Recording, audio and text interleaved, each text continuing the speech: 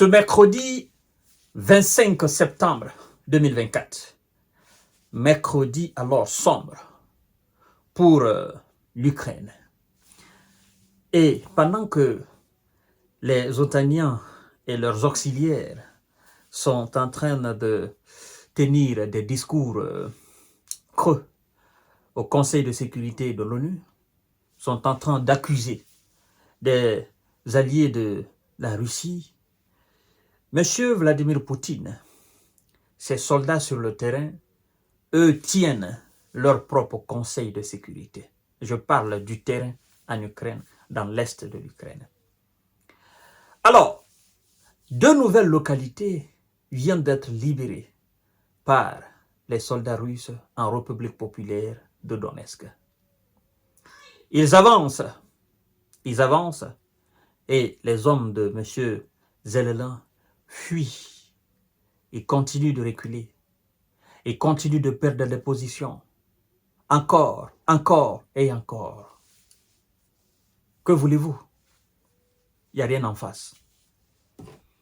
Et c'était pour éviter tout ça que les Russes ont demandé les négociations depuis le début. Mais croyez-moi que nous sommes à la fin de cette situation-là. Parce que Zelensky n'a plus les moyens et ceux qui sont censés lui donner les moyens ne le donnent pas. Des unités du groupement Sud ont libéré des localités d'Ostroïe et de Grigorovka, a affirmé le ministère russe de la Défense dans son communiqué. C'est dans la République populaire de Donetsk, à l'est de l'Ukraine, où les troupes russes continuent d'avancer face à des forces ukrainiennes en infériorité numérique et manquant de puissance de feu. Ça, j'ai pitié à chaque fois qu'on parle d'infériorité numérique et un manque de puissance de feu. Alors, tu ne peux pas te permettre, dans une telle bataille, de manquer de puissance de feu. Tu ne peux pas te permettre, dans un tel conflit, d'être en infériorité numérique. C'est pourquoi, en amont, avant d'entrer dans de tels conflits, tu dois te préparer conséquemment. Parce que tu dois savoir, en fait, tu dois mettre tout sur la table. Puisque c'est devenu, ou puisque le conflit est inévitable, qu'est-ce qu'il me faut réellement pour tenir? Et tu dois fixer des objectifs. Est-ce que je suis capable de tenir pendant 2 ans, pendant 3 ans, pendant 4 ans? Est-ce que je suis capable? Est-ce que ceux qui disent qu'ils vont m'aider, est-ce qu'ils sont prêts? Est-ce qu'ils seront prêts à m'aider jusqu'à 3 ans, jusqu'à 4 ans? Et qu'est-ce qu'ils sont prêts à me donner? Sont-ils prêts à me donner des hommes?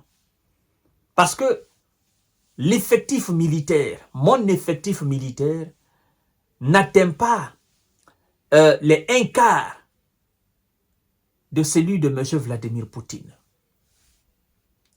Ma population de 40 à 45 millions, ce n'est pas comme les 150 ou les 160 millions d'habitants russes.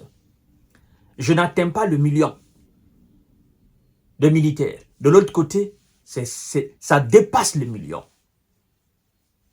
Deuxièmement. Troisièmement, je n'ai pas de complexe militaro-industriel capable de soutenir ma guerre. Et est-ce que je suis même capable de protéger ce complexe militaro-industriel des missiles, des drones et des bombes guidées de la Russie? Donc, en mettant tous ces facteurs sur la table et en faisant cette étude de faisabilité, tu dois pouvoir te situer. Et en conclusion, si tu arrives à répondre à ces questions de façon à obtenir les 90%, tu peux te dire, d'accord, je vais m'engager certainement pour 2 ans. Mais probablement, ça va passer les 2 ans. Et donc, ceux qui sont censés m'aider ben, ils viendront en appui. Mais il faudrait d'abord que je sois ou que j'ai les 99% de ce qui va me permettre de tenir ou de bomber le torche face à une telle puissance. Alors, si vous n'êtes pas sûr de toutes ces capacités que je viens d'énumérer, et si vous n'êtes pas sûr de pouvoir répondre à toutes ces questions que je viens de soulever dans cette émission, là maintenant, ben, faites autrement. Sinon, vous subissez ou vous subirez ce que vous êtes en train aujourd'hui de subir. C'est la réalité. Donc, ces questions n'ont pas été mises sur la table de Zelensky. Et il lui a été dit, vas-y, nous serons là. C'est les Ouïsa qui l'ont dit. Et lui, naïvement et bêtement, il a cru à la puissance militaire américaine. Et il ne sait pas que la Russie a déjà fait l'inventaire de ce que les États-Unis possèdent. Elle a déjà pesé le poids de ce que les États-Unis possèdent. Et elle sait jusqu'où les Américains sont prêts à aller. Elle sait aussi quelle est la limite des Américains. Elle sait pertinemment aussi que sans les Américains, l'Europe ne pourra jamais soutenir l'Ukraine. Et donc, par conséquent, tu perds ton pays. Tu perds une partie de ta population. Par conséquent, tu vis dans l'instabilité constante. Par conséquent, tu deviens un mendiant. Et par conséquent, ben écoutez, tu finiras effectivement par être rejeté par ton propre peuple. C'est ce qu'on est en train d'assister là. Mesdames et messieurs et mesdemoiselles, en 24 heures, effectivement, dans cette bataille, un centre de dépôt, un centre de poste radio ukrainien, et des ateliers de fabrication, ainsi qu'un dépôt de drones ont été rendus en molécules par des frappes de haute précision de la défense russe. La défense anti-aérienne a abattu en 24 heures 4 bombes guidées HIMARS, 14 projectiles de HIMARS. Comprenez? 31 drones. Les pertes cumulées de M. Zelensky s'élèvent à près de 3000 en 24 heures. À près de 3000. La libération de 2 localités. Et chaque jour qui passe, chaque localité perdue, chaque position ukrainienne perdue, chaque position otanienne, merceau perdue, cela est déjà dans la ligne de négociation de Poutine. C'est-à-dire, chaque jour qui passe et que les lignes bougent, la réalité du terrain bouge, c'est aussi comme ça que la réalité de négociation de Vladimir Poutine change de frontière. Vous comprenez?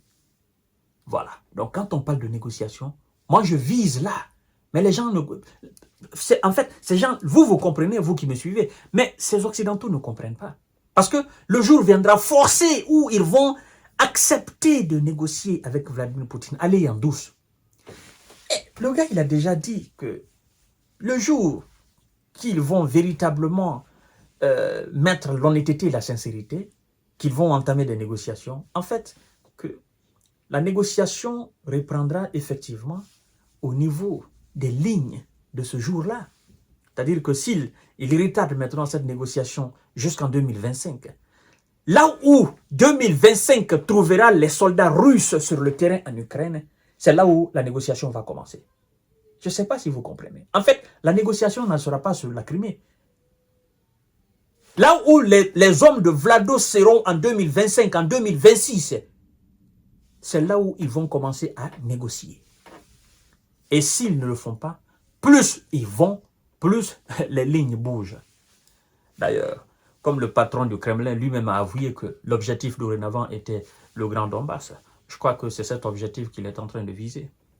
Et malheureusement que ça soit là. Parce qu'en 2022, là où sont les Russes aujourd'hui, ils n'étaient pas là-bas.